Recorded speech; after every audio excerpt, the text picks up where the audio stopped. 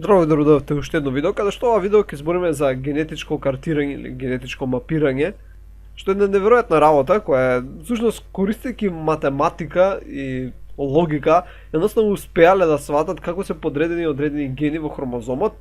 Значи, нели кога што си имаме хромозоми, знаеме дека има одредени генски локуси кај што се наоѓаат различни гени, така. Мислам тоа гените се одреден синџир од ДНК кој е таму испреплетен.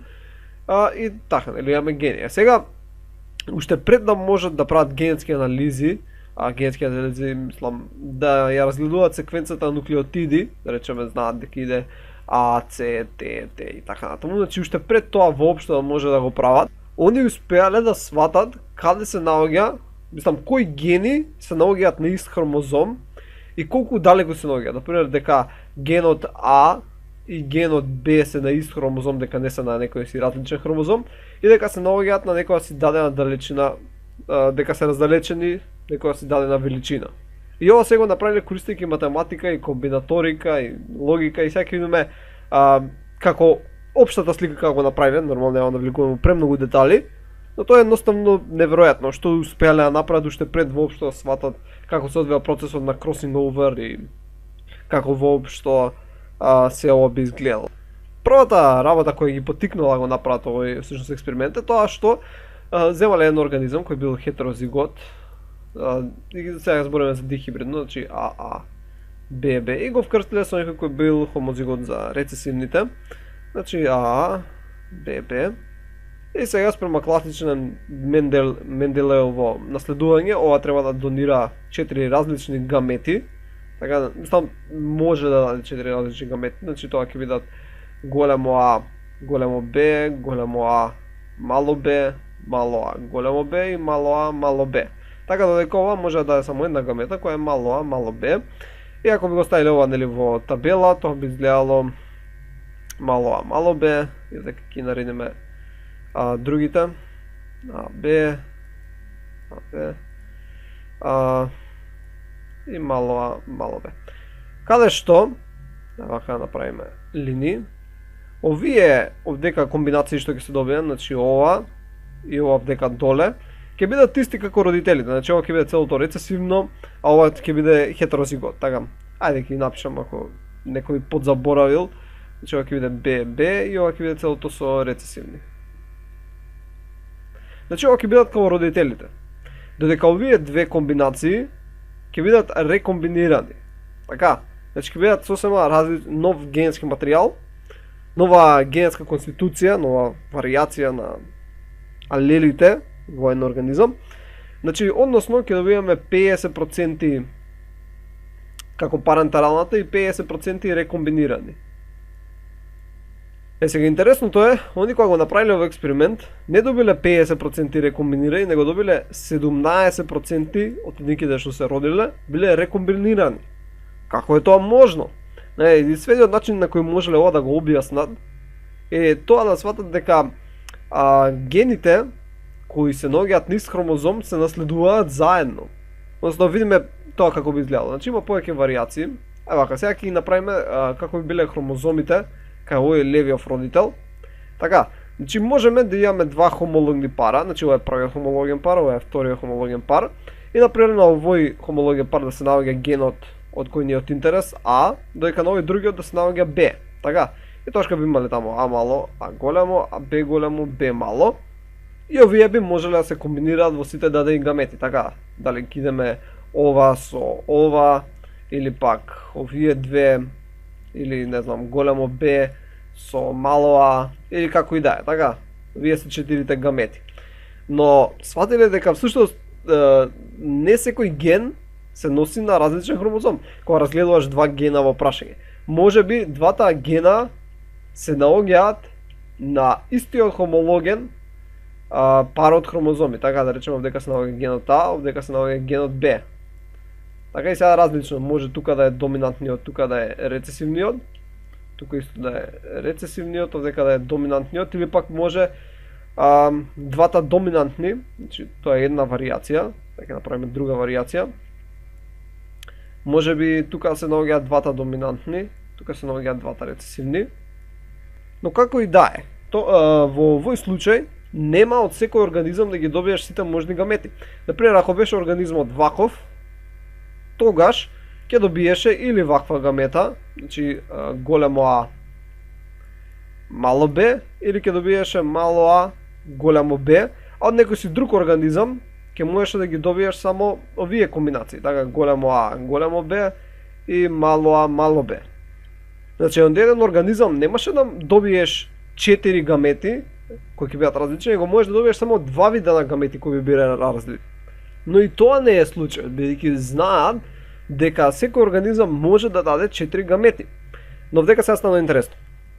Значи, кога ќе најдеш некои два гена кои се наоѓаат на исти хромозом, како во овој случај, евака тоа ќе прецртаме, значи ќе нацртаме еден хромозом само, и знаеш дека има два гена, тука е едниот, овдека да речеме дека е другиот ген, добро, мора да го направиме и другиот хромозом, ама сега ќе се задржиме само на една комбинација.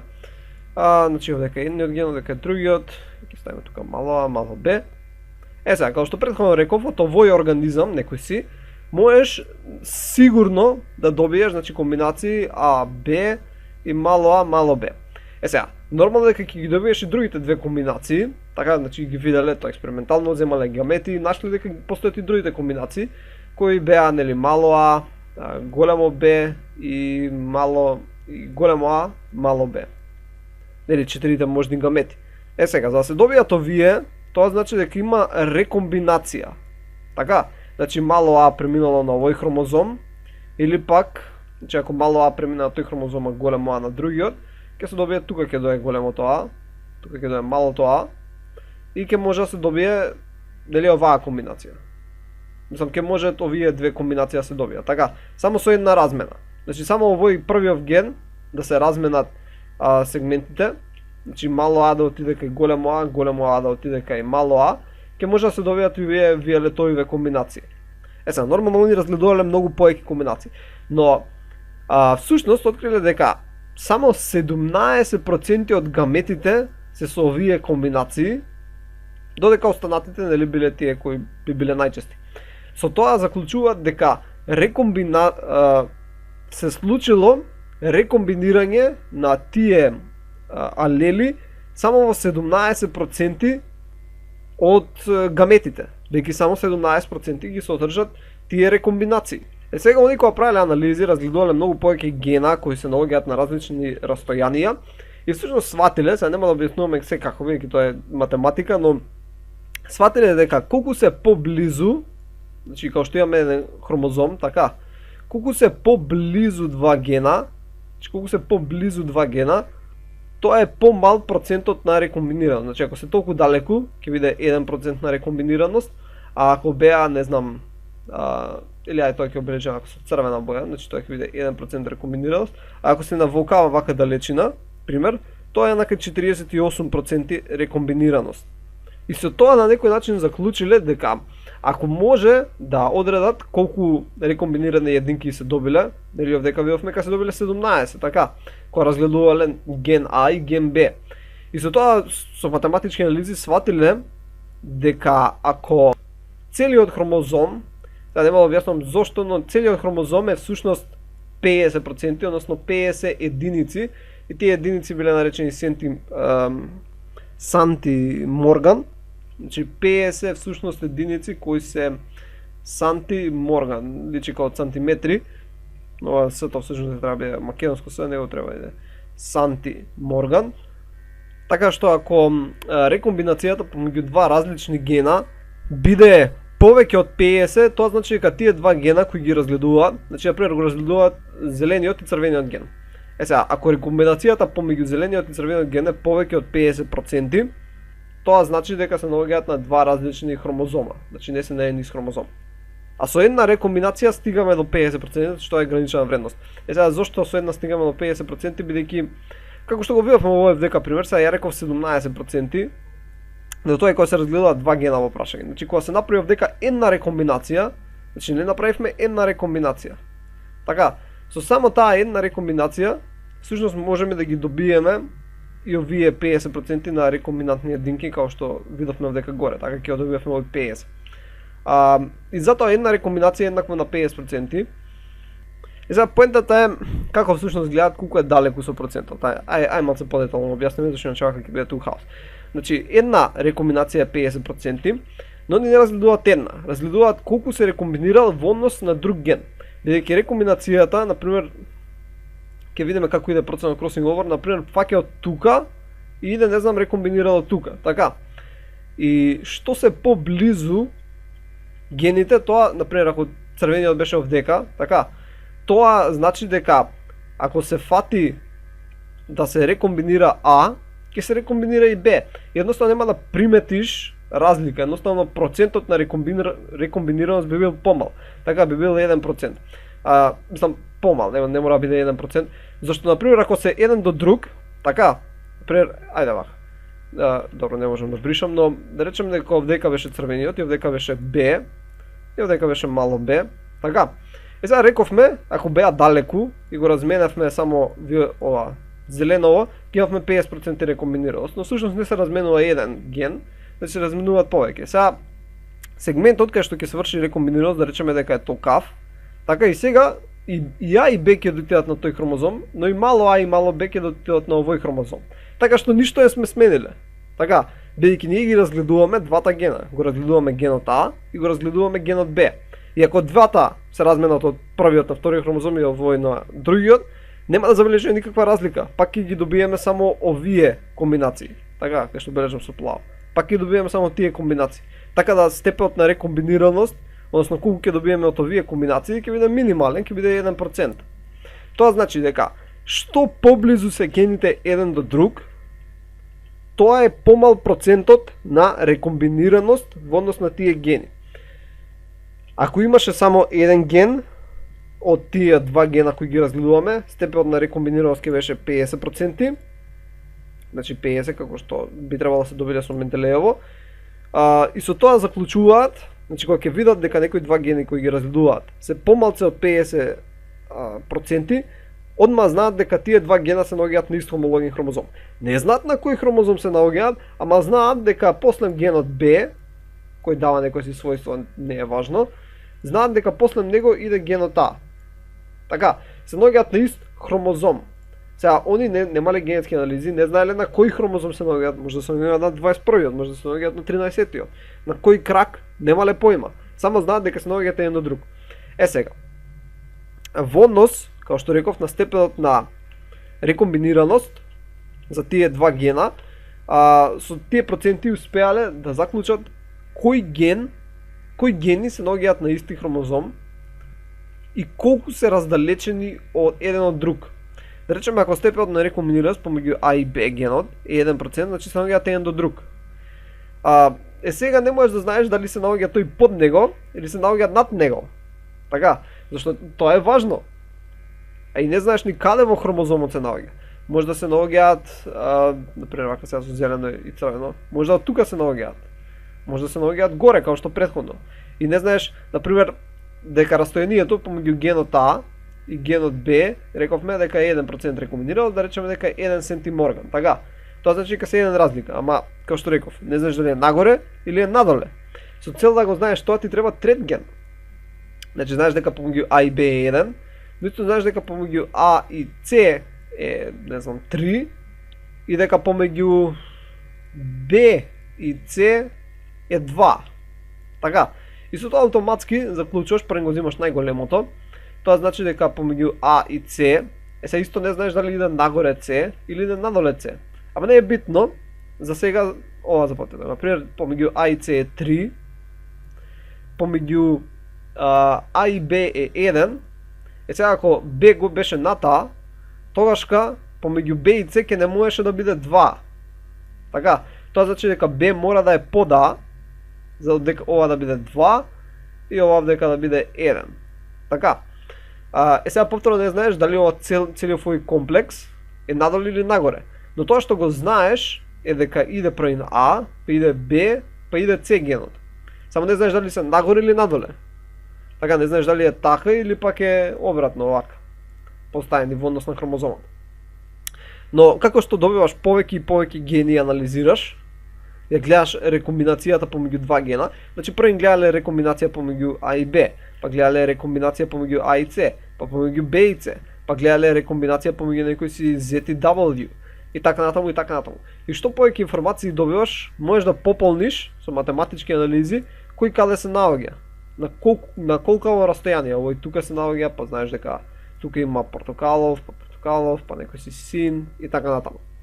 И со повеќе и повеќе информации можеш да поставиш на кое растојание се наоѓаат сите гени на некој си даден хромозом. Знаеш кои гени се наоѓаат заедно, но не знаеш на кој хромозом се наоѓаат. Значи, на некој начин знаеш дека гените А, Б, С, Z и W се на ист хромозом, не знаеш на кој.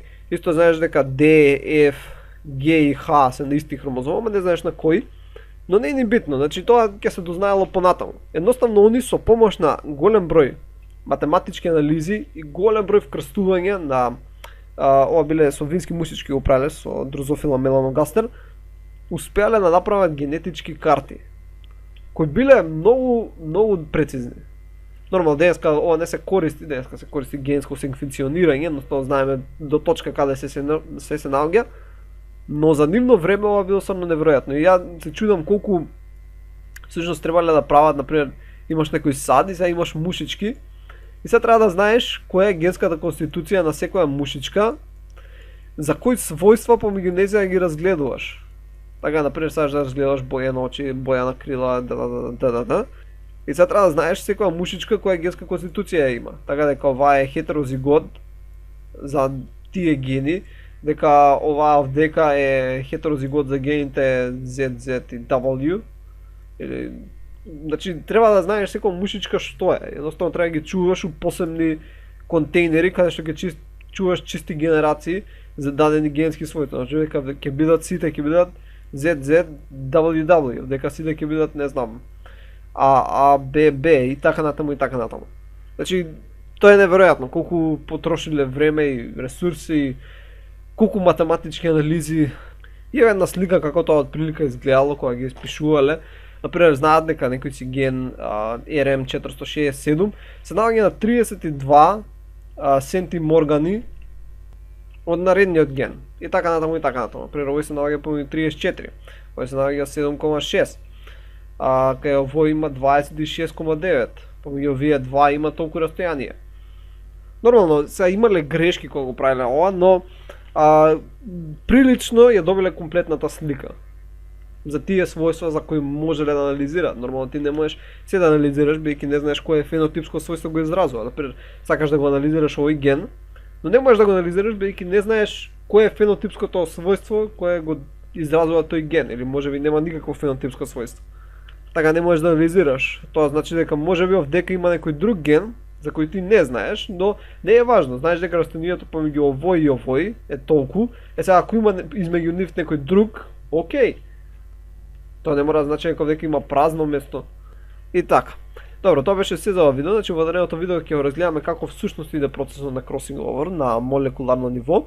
Но тоа што требаше да го запамтите за ова видео е дека всушност гените кои се наоѓаат на исти хромозоми не се распределуваат независно, така идат како целина и тие се нарекуваат сврзани гени, бидејќи идат сврзано како пар. Сега, нормално и кај сврзаните гени гледаме дека всушност може да се добијат различни гамети поради процесот на crossing over. Сега, во зависност колку се рекомбинирал еден ген во однос на друг ген, можеме да заклучиме колку се тие далеку. Така, сега ако многу мало подсетување. Ако имаш два гена кои едниот тука, другиот, не знам се набоја, тука, и само се рекомбинирал едниот ген, значи само овој се рекомбинирал, другиот не извршил рекомбинација, тоа значи дека се наоѓаат на далечно место. Бидејќи процесот на crossing over се случило овдека некаде, а не го фатил вториот ген, тоа значи дека се наоѓаат доста далеко.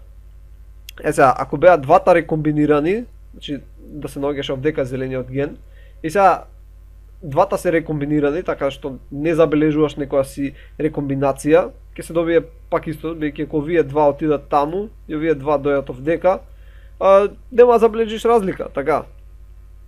И ако не забележиш разлика, тоа значи дека двата гена биле многу близу еден до друг, така што crossing overот, преминувањето, значи овој сегмент кога отишол таму, а овој отишол на другата страна, ги фатил двата гена.